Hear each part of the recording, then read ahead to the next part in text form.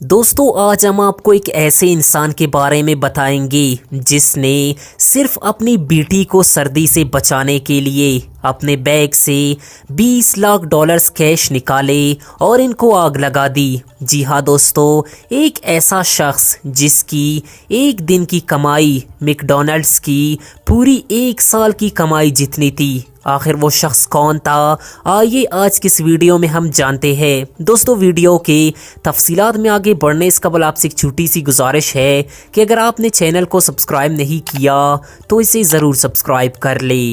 دوستو دنیا کی امیر ترین شخصیات کی فہرست میں ایک شخص کا نام شامل نہیں ہو سکا اور وہ نام تھا پیبلو ایسکوبار کا۔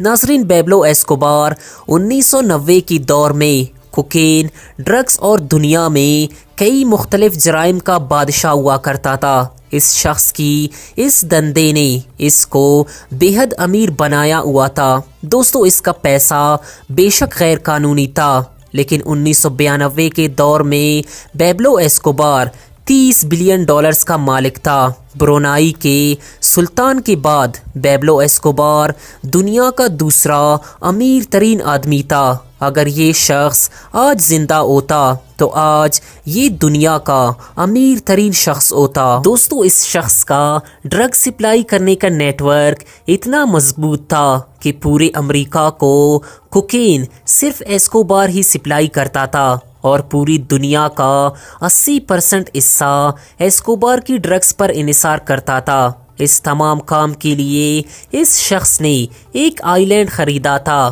اور اس آئی لینڈ میں ایک ایئرپورٹ بھی بنایا ہوا تھا جہاں کوکین سے بھرے ہوائی جہاز لینڈ کرتے تھے اور وہاں سے پوری امریکہ کو سپلائی کیا جاتا تھا۔ روزانہ اس آئی لینڈ پر 20 ہوائی جہاز لینڈ کرتے اور روزانہ یہاں سے 25,000 kg کوکین امریکہ کو سپلائی کیا جاتا تھا۔ جی ہاں دوستو، 25,000 kg کوکین صرف امریکہ کو سپلائی کیا جاتا تھا اور اس وقت کوکین کی صرف 1 kg کی قیمت 80,000 ڈالرز تھی۔ اس کا مطلب پیبلو ایسکوبار 500 ملین ڈالرز کی کوکین صرف امریکہ میں سپلائی کرتا اور یہ پورے 16 سالوں تک چلتا رہا۔ تحقیقاتی اداروں کے متعلق جو کوکین پیبلو ایسکوبار 70,000 ڈالرز کا فروخت کرتا، وہی کوکین اسے صرف 5,000 ڈالرز فی kg ملتا۔ پیبلو ایسکوبار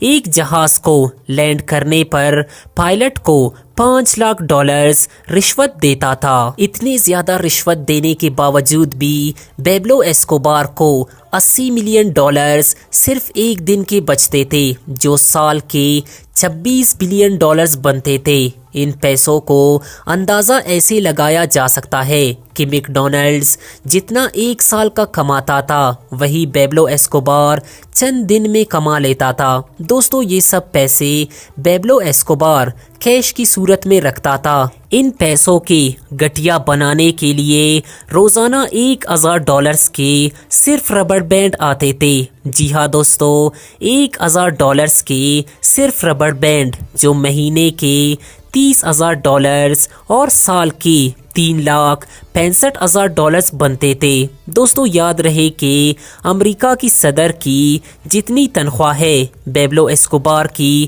اتنی ربڑ بینڈ کی قیمت۔ ان تمام پیسوں کو رکھنے کے لیے اس کے آئی لینڈ پر بڑے بڑے گودام بنائے گئے تھے جن میں بڑے بڑے ڈرمز کے اندر پیسوں کو رکھا جاتا تھا۔ اسٹور کیے گئے ان پیسوں کا 15% حصہ سالانہ چوہے کھا جاتے تھے یا پانی کی وجہ سے گل سڑ جاتے تھے۔ یہ مانا جاتا ہے کہ پیبلو روزانہ اتنا کیش نہیں گن سکتا تھا تو پیسوں کو وزن کر کے گنے جاتے تھے۔ ایک مرتبہ پیبلو ایسکوبار پولیس سے بچنے کے لیے اپنے فیملی سمیت امریکہ کے پہاڑوں پر پناہ لے رکھی تھی۔ اس وقت اس کی بیٹی کو سردی لگ گئی اور پیبلو کے پاس کوئی اور چارہ نہیں تھا، اس لیے انہوں نے اپنے بیگ سے 20 لاکھ ڈالرز کیش نکالے اور گرمی پیدا کرنے کے لیے انہیں آگ لگا دی۔ یہ بات پیبلو کے مرنے کے بعد اس کے بیٹے نے میڈیا کو بتایا تھا۔ دوستو ایسی زندگی زندگی کی اختتام بھی خوفناک ہوتا ہے۔ 1993 میں پیبلو ایسکوبار ایک پولیس مقابلے میں مارا گیا۔ دوستو اس شخص کے بارے میں آپ کی کیا رائے ہے؟ ہمیں کومنٹ سیکشن میں ضرور بتائیں، اور اس ویڈیو کو لائک کرتے ہوئے ہمارے یوٹیوب چینل ریئلٹی انفو کو بھی ضرور سبسکرائب کر لیں۔ Thanks to watch. اللہ حافظ۔